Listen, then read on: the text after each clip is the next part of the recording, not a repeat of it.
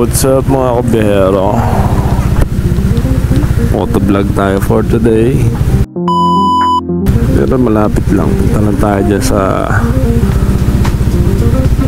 meeting point natin kasi meron tayong ngayon. Meron tayong manning. Punta tayo ngayon sa Agapea. Meron tayong service. Susunduin naman tayo ng service doon. Time check is 7:11. Kailangan na bago mag 7:30 nandun na tayo. Today is Thursday I think. Naiwan ko yung isa kong cellphone. Sandali. I need to go back. I forgot my phone. So palwas pa lang tayo ng Golden mga kabihero. Sana walang traffic. Sama natin si Mrs. Sena. Siya ang partner natin sa dito sa property selling. We're now doing this. Mag-iisang buwan na rin pala tayo dito sa kind of system of this work.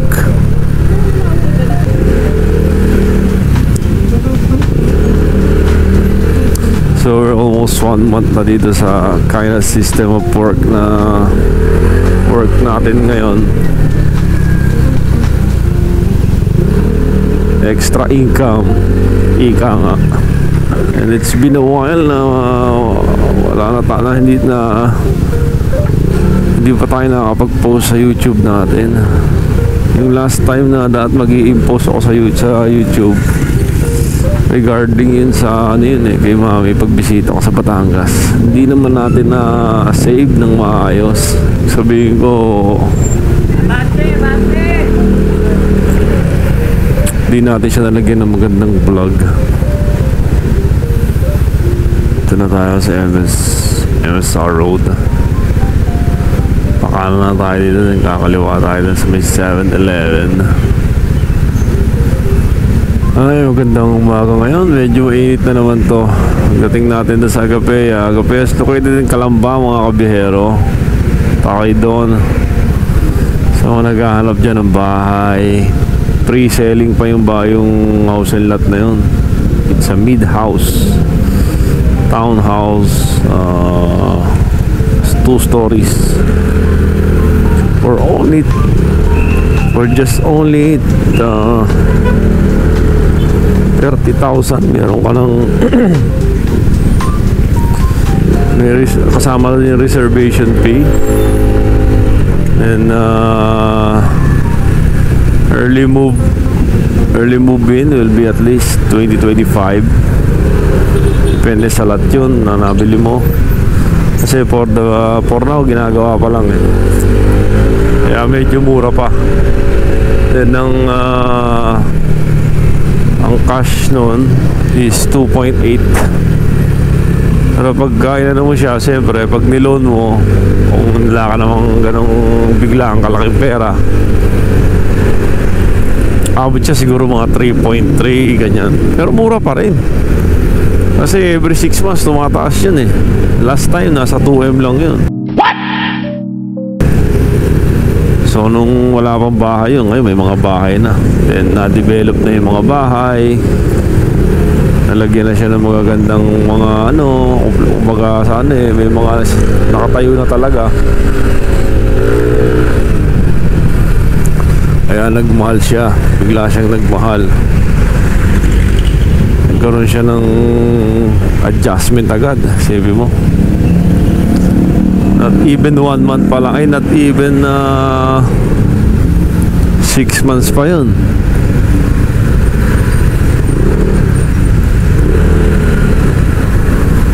Traffic pa nga dito. Traffic, pabilisan ditong sumingit Kailangan i-pumper na natin to si NMAX natin. Yung braking system niya medyo naninikit na yung preno.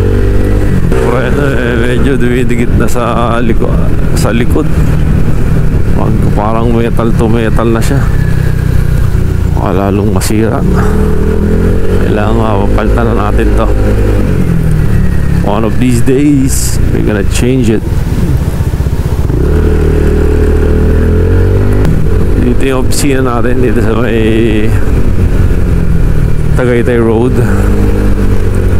Saya ang pangalan ng office. Lang sa may Santa Rosa. Past few days, wala tayo gaano ginawa sa pagbabalagi. Nag-focus tayo masyado dun sa pagbenta ng agapea, ng mga house and lot na binibenta natin. Penthouse, townhouse. May condo rin tayo dito sa Santa Rosa. Sa mga taga Laguna dyan, interesado, please message me. Facebook, YouTube, and my cell phone number. Yun lang naman sa may mga interesado. Property investment kasi yan eh.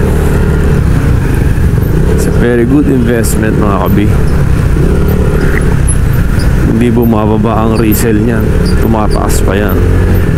Isipin mo 2.2 million before, ngayon 2.8 na siya. Grabe, wala pang isang taon. Then maganda yung subdivision. Kita nyo naman sa mga videos natin yan mga kabehero. Ang gano'n ka solid. Kaya talagang ano eh, wala kang alinlangan dun. Ito tayo, malapit na tayo mga kabehero. Ito lang yun sa bandang right side. Tapat ng Nissan. Ito yung Nissan niya. Nissan yan. So ano mga kung ano-ano yan, factory yan ng mga biscuit ata yan. Hindi ako nagkakamali. Biscuits.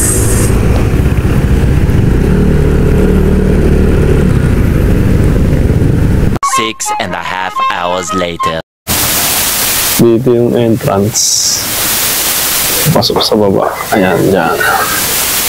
Tapos, ito yung site ng mga engineer. Construction department na sila. Ito yung model house dito. Ayan, yan ba? Bagong model house yan. Ito gagawin ng office to eh. Ito yung model figure house na binidyo na natin na makailan lang. So, ayan. Tingnan natin kung makasilip tayo sa baba. Kaya namin mga bahay na dyan mga kabehero. For as low as 2.8 cash basis. Pero kapag siyempre long terms, iba yung payment. Malaki yung field niyan mga kabi. Hanggang doon yan sa kabila pag pumasok ka doon. Pero di tayo pwedeng pumasok niyan. Hanggang dito lang tayo sa may bandang gate. Hanggang dito lang video natin. Ayan. Pero yun yung isang model unit ginagawa na. May parang model house dito eh. Hanggang dito lang tayo. Hindi tayo pwede doon. Punta tayo dito. Tignan natin kung meron dito. Ito yung construction na ginagawa dito eh. Ito yung tangke ng agapea. Hindi natin alam kung yung swimming pool kung saan nilalagay, kung dito ba yung amenities. Ayan, ayan yung mga house. Ayan, kita na yung mga bahay dito. Ayan. Kita mo na siya from here. So, ito yung 22 hectares. Laki, no? Hanggang dulo pala. So, ang entrance yan, dito lang yan. Diyan lang entrance. Napasok. Ay, model unit. So, ano to? 70-50. 70 lot. 150 square floor area. Ano? Mura dito, mga kabehero. Ganda ng climate dito kahit ito nyo yung init na yan. Pero hindi ako pinapawisan dito kasi maganda yung lamig. Malamig siya. Maganda yung simoy ng hangin. Hindi siya yung mainit. Dahil siguro dahil sa dami ng puno, ano, yung buong paligid. Kaya siya ganun. So hindi na tayo makyat doon kasi kita na from kahit dyan na sa malapit eh. So okay na yan mga kabero. So ayan guys. For more inquiries, PM lang kayo or kontakin nyo ako sa number ko, sa cellphone number ko. Nakalagay dun sa ano natin. And then yung sa page natin, then sa YouTube natin. Meron din tayo, Biyahero TV. Alright, peace. At yun na nga mga kabi, at tayo'y pauwi na dito. Ito na yung labas ng subdivision. We're in, ito yung 20 to 25 minutes driving from papasok ng Calamba, then papasok ng Agapea. Ang barangay na to is Barangay Mahada Out. Hindi siya sa in. Sa in is siya sa kabila. As you can see, yan, yung dinadaanan natin. Wala namang gaano traffic. Hindi naman siya matraffic. Then, shinortcut na natin. Yun yung palatandaan. Pagpapasok ng Agapea. Kakaliwa kapag galing ka ng Calamba, nag-exit ka ng Calamba. Then, makikita mo dyan yung Burger King. Then, meron dyan yan. Yung baliwag na yan. Ayun ang palatandaan. Then, doon yung Burger King sa likod. Then, dire-diretso lang yan. Then, after niya, matadaan namin yung Sea Oil. Then, yun na. Highway na yan, mga kabihero. Ayan na yung papasok na ng SLEX yan. Yan ang malapit talaga, sobra. Within 5 to 10 minutes lang yan kapag walang traffic. Nasa SLEX ka na.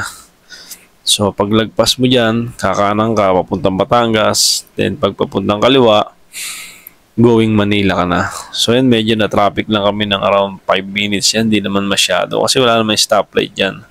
Kaya yan din ang kagandahan niya sa lugar na yan. So may mga enforcers na nagpapatupad pero priority lane yan kasi major highway yan eh. So yan ang talagang kailangan talaga. Then yung labas na yan, may mga schools, hospital, more establishment yan. Meron na dyan. So, hindi ka naman mamumblema sa mga pamimili. Then, ang SM Calamba dyan is, I think, around 15 minutes lang nasa SM Calamba ka na. So, ayun lang yan mga kabihero. Dire-diretso lang yan. Makikita nyo na dyan yung mga signage. Ayan na, yung papuntang Batangas, turn right. Yan na yan. Then, yung papuntang Manila.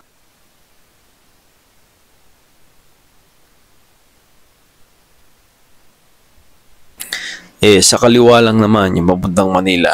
Pabalik na tayo ng opisina niyan, mga kabihero. So, for more inquiries, mga kabi, please message me in Biyahero TV page or message me in my cellphone number. Andyan na rin yan, nakapost na rin yan dyan sa video natin. And hanggang dito na lang siguro ang vlog natin, mga kabihero, for our Agapea Townhouse Property Investment na binibenta natin, mga kabi. Again, thanks for watching.